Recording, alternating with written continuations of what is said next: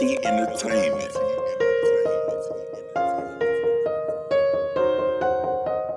Yo, what up, y'all? Wreckin checking in. LDT. Got Kold Xase in the motherfucking building. I'm just going to do a short interview with him here.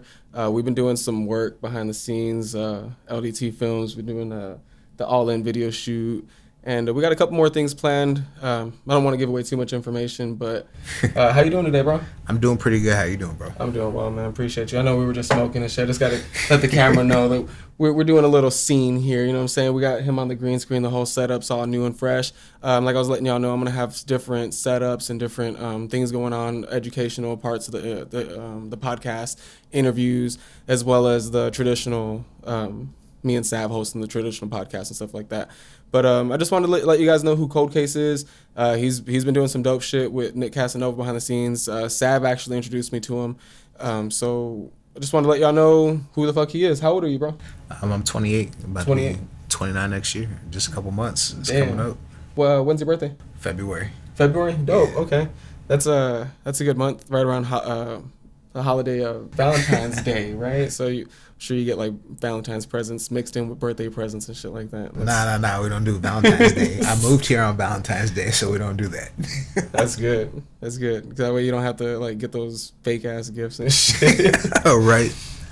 So as far as like your free time, what do you do as far as like hobbies and stuff like that? I just be chilling on the game, playing 2K with Saav and Nick, and my boy Rudy. If not that, now that I'm in Texas, I'm starting to get into guns and, trying to load up on those, see what that's like. Okay, so you're getting into guns. Did you have any guns before you moved here? Yeah, the first gun that I got was a 357, and that was just way too much to handle, so got rid of it. And ever since then, I've just been chilling, trying to stay clean, but they legalized it, so why not? Right, and everybody and their grandma's got a gun down here in Texas, right. So I mean, you gotta have one. 357's a nice gun too. It's like a nice little dirty Harry. Yep. So I know you moved down here. Where are you from? I'm from Iowa. From Iowa? Midwest. And how long did you stay out there? I moved here when I was 21, so I'm originally from Iowa. Okay, so you stayed out there your whole life. Yeah. How was it out there? Like, what's the atmosphere like? I guess what's the weather like? Firstly, for people who haven't like really left like San Antonio. Boy, you get all the seasons. You get the snow, fall. You get to see negative 20 below. People sledding. Man. You get the real cold weather. You get fall. You get to see everything. But when it hits summertime, that humidity be killing people, especially when you be out there trying to hit the fairground, stuff like that. Have you sweating? Man, that's crazy. I couldn't imagine 4 seasons. I know we get 2 solid seasons here in Texas, here in San Antonio at least. So I couldn't imagine that. It's beautiful being able to see the fall, winter, spring, summer. Yeah, the year doesn't blend in like it does down here. You blink and it's December. So how's your? Do you have family? Like I know you said you moved down here. Who'd you move down here with? So I moved down here with 2 friends. One moved back because they weren't ready for this life, and. Right. So my homeboy stayed here. He moved to Florida and just got back. Ever since then, we just been chilling. He lived with me before I moved down here, so that's my boy. We locked in. Okay, so you moved down here with friends. So most of your family stays out in Iowa still? Yeah, bro. I'm the only one down here. I'm an only child too, so away from the parents, that gets a little hectic sometimes. Yeah, that's tough. Yeah, I was gonna say like being away from family and because for me personally. I've always stayed close to home, and I think that's kind of why just staying close to family. And it's just a comfort thing, and I think a lot of people in San Antonio can relate to that. We don't get out of our comfort zone and leave our families and stuff like that. So I guess my question would be, how do you cope with that or deal with that? Is it like through music and stuff like that, or? No, not really. I just be chilling. I got the people around me. I just hang out with them, try to spend time with them. Friends or family too. So everybody that I met down here, I usually try to get them around during the holidays. Try to go back home as much as possible. But ever since I've been here, it made me tougher. So that's dope, man. I've been able to handle it. You surround yourself with good people, then. Yeah, for sure. Always gotta have a strong circle. That's good to know, man. Any kids or anything like that? Nah, bro, no kids. Good to know. I mean, ladies that might be watching or interested, you know what I'm saying? I don't know. So how's the music scene over in Iowa? Is there any type of music scene at all, or? Yeah, bro. Actually, that shit's bumping. There's a lot of people that's coming up. There's Forever Boy. He's down in Miami. He's originally from there. We got 17 Trippy. He's going hard. Okay. And even my boy that I started doing music with, Tut Jones Uptown. That boy, he's putting on for Lil Haiti, and he moved to Iowa, so our scene is from pretty much everywhere. They definitely turn up. You're putting me on game. I don't know who those guys are. No disrespect to them, but I'll definitely put their names up in some of the work behind us. So that way we can put people here on the game about people from back where you're from. You know what I mean? Yeah. So how do you like San Antonio? I mean, aside from not being able to experience the 4 seasons and stuff like that. Man, I love San Antonio. It's always warm. You can always get tacos and stuff. You know, fat kid at heart. But it's always hot. I can't complain. This is probably going to be my forever home. I just tell my mom if it's not here, probably Cali, but I think I'm going to build that house out here. It's cheaper. Yeah, for sure. I know a lot of people move from California out here, and maybe they're making substantial money out in California, and it felt good. They had a good house. But out here, man, they're living like more so, you know, get more land, bigger property and stuff like that. So it's like, it's not a bad decision. You know, it's a good choice. For sure. It's definitely cheaper here than it is Iowa too. So it's definitely a benefit. I think I've seen something on the news too. It's like Austin and San Antonio and one other small, like it's like a small big city here in Texas. Are actually the best spots to like buy houses right now. Even though the house market is kind of like shit right now. Yeah, there's still like good bang for your buck, basically, you know. So I guess my next question leading into the music would be like, how long have you been doing music? Off and on for a little minute now. 2010, 11, something like that. Me and my cousin hopped on a track. I told him ever since then I wrote my stuff in like probably a couple minutes and I recorded it. He took a couple days. Ever since he ate me on the song, I've never let that happen again. So I learned my lesson. But yeah, ever since then, just on and off. Had to take a year off, and now I'm back. All new music. I took down my old stuff, so the new stuff's gonna be better than before. Okay, so I was gonna ask if you had any prior releases that you want to tell anybody about. So you took down all your old releases. Do you have any other releases prior to what we had worked in, the All In with Nick Casanova? Nah, just that freestyle that I did to the All In, my verse that we put that song together with. Other than that, nah, it's time for a fresh start. Don't want to sound like the old me. I've definitely improved, but none of my music sounds the same. Man, that's something I can definitely relate to. I can definitely feel that, and anybody that watches the podcast will know why. So I guess leading into All In then, since that's the first track under your new sound, I noticed that when you had posted it on SoundCloud, that it was just you yourself, and I was fucking with it. I thought it was dope. How did Nick Casanova end up on it? So we was playing 2K, and I was playing it to the party for my homeboy RJ. And as soon as I played it, you know how he hits it. He was like, "What? Run that back!" So I had to play it a couple times. He was like, "Boy, send me that beat," and the rest was history. That's dope, bro. So that's dope because I was really curious how he ended up on it because I was doing a little bit of like research, you know, trying to figure out like how I'm gonna ask my questions and what I wanted to ask. And I had stumbled upon your SoundCloud, and I noticed it was just you on there, and I was like, oh, but again, it's short, you know, it's just the verse, and it's a full song now, you know what I mean? So when you have a full song, of course, like you want to give that to everybody and put a video to it and everything. So it came out really fucking well, bro. It came out really well. I liked how it came out.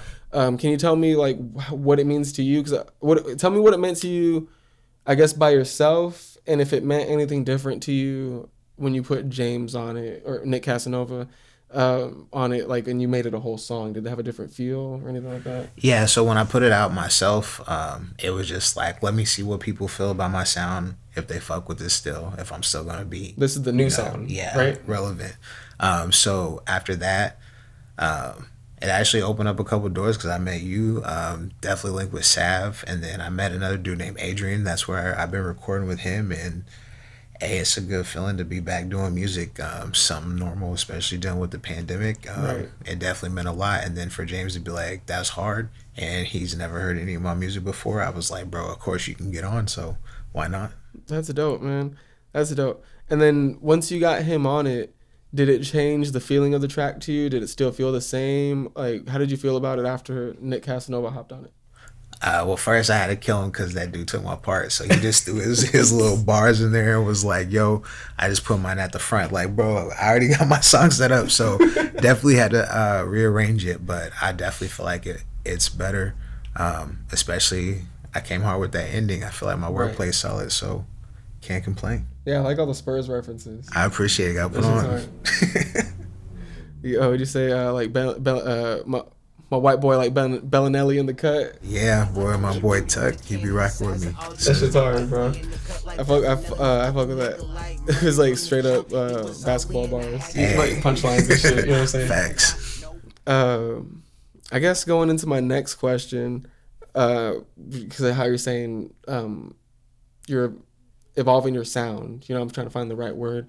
I didn't want to say like switching it up because maybe that's not the right word. You know, like you're kind of evolving into like a new lane or a new vibe. Mm-hmm. What can we expect from you in the near future or going forward in general? Do you planning to drop like an album or singles or? Yeah. So a few months ago, my homeboy hit me up from Arizona. I told you so, or I told you, and he was like, "Bro, let's do a project together." He was like, "I see what you're doing." So we linked up, and he sent me like 8 or 9 beats, and I've been working on them. So I'm planning on dropping a video with one of the beats, and then I'm just gonna put the tape out and see how people like it. Oh man, that's a good plan to me. Like I know a lot of people always put a lot of thought into the releases and try to overhype it and stuff like that. But I feel like it's a good idea to drop it, test the waters, see how everybody fucks with it, and keep working in the background. You know, don't get stagnant. Don't just because you dropped one, like just take time off. Like you gotta line up the next one. You know, so yeah, the grind don't stop. I think that's a good idea, man. As far as like learning the music industry and like propelling forward, like I said, you took all down your old stuff and you put new stuff up. Because you're evolving your sound. And to me, that's part of like learning the game, you know, like because if people go to your old stuff and that's the first impression they get of you, and maybe they're not vibing with that, maybe they're not gonna play another song, right? And that's something like I said, I can relate to that because I went through the same thing, the same thought process, and did the same thing. Yeah. So my question to you now is, what do you feel is the most important thing that you have to learn that will propel you forward in this music business that you haven't started climbing that mountain yet? Maybe just because you don't have that knowledge set yourself, or maybe because you need help, or maybe just because it's too hard of a mountain to climb by yourself. Because I'm hoping that maybe in the future when I have another legend that I can interview, maybe I can ask them that same question. So I guess like in a different phrase, what could you use help with if you could ask one of those legends who's been doing this for a long time and made a sustainable career in this music business? What would you ask them, I guess? Just how to be seen, how to push it and promote it the right way. There's a lot of people that are independent. I look at people like Troy Ave, that dude's doing it on his own and he's pushing it. Like, I want to know how he got his foot in the door without any help. People who make their name for themselves, and there's no making out the West without Dre, like right. Stuff like that. I want to know how the real people get in. Okay, that's a solid question. To me, that's probably the biggest question I feel a lot of artists have. So the next person I get to ask that question, I definitely will ask that question for all of us because I feel like that's an important question. We all need to have answered. For sure. For sure. Before we wrap up here, and I'm gonna play your music video when we're done and stuff like that, so everybody can see what we worked on. What would you like to tell or show your fans or potential future fans that sets you apart from these tons of other artists that are doing the same thing that we're doing? There's a lot of hate that goes on. A lot of people don't want to see other people win, but it's not about that. I'm definitely trying to put on for anybody who's in my city, trying to make that name, especially trying to blow up. Everybody needs to know, like, as an artist, I'm going to support anybody and everybody. I'm definitely going to come with the raw heat, something that's going to have a lot of time put behind it. Right.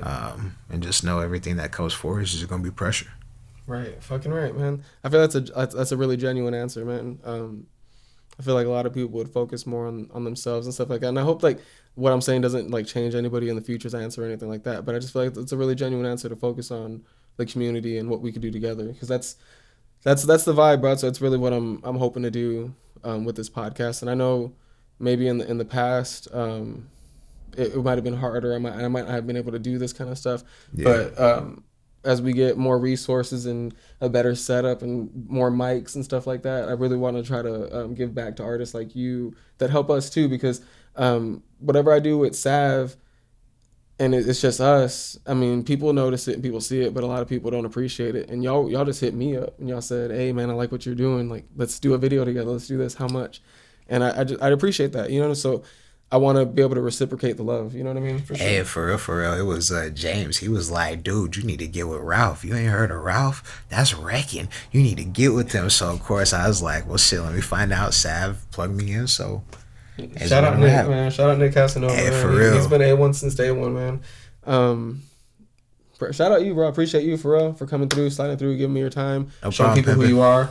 I'm going to have you through again soon, hopefully for the podcast as well. Yeah. And we'll do a little bit of that. Tell everybody where they can find you. Shit, you can find me on Instagram, Facebook, Twitter. Once I get blocked off of TikTok, you can find me there too. So it's pretty much anywhere. Kold Xase. Bet. And I see you too. I see you on Instagram, Kold Xase. YouTube, Kold Xase. Yep. And I think your TikTok's the same, right? So none of your names were taken. You didn't have to change it, add a one or add a zip code or none of area code, none of that. I got that one-off name. It's original. Even dope, bro. on the box. So I'll make sure to put all your shit up. It'll pop up in front, pop up in back, all that shit. You know how it goes. Other than that, man, I appreciate you. Saav's in the motherfucking building too. He's been low-key hanging out back there and shit, throwing up the deuce. Wreckin checking out. Appreciate you. Kold Xase. All in. I'm gonna make sure the video plays for y'all right now, and y'all keep fucking with us. This is a certified hood classic. Yeah, we all in. Marty with the sauce. Yeah, we all in. Yeah, we all in. Yeah, we all in. Damn, son, where'd you find this? Welcome back, but I ain't past the mace. I'm the nigga that's gon' put that chopper right up in your face and let it spray. I don't play. The ops said they won't war, but when it's time to ride, now your ass in my A.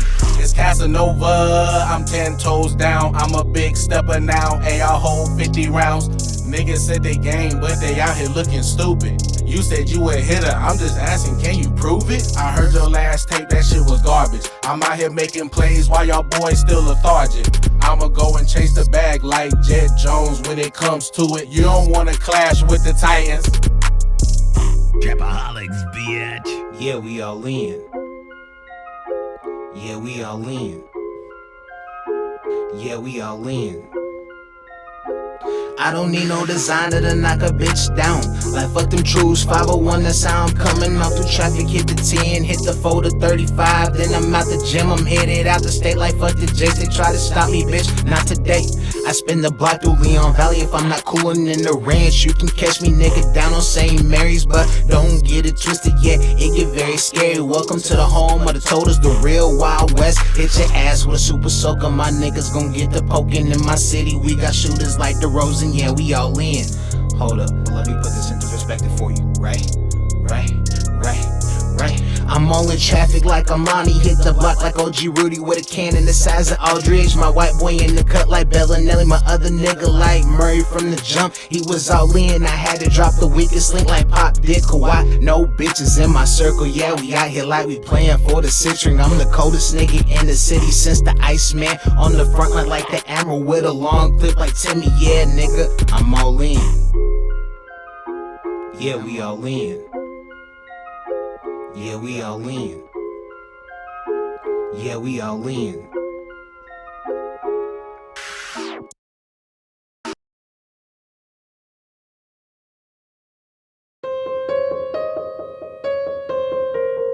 LDT Entertainment.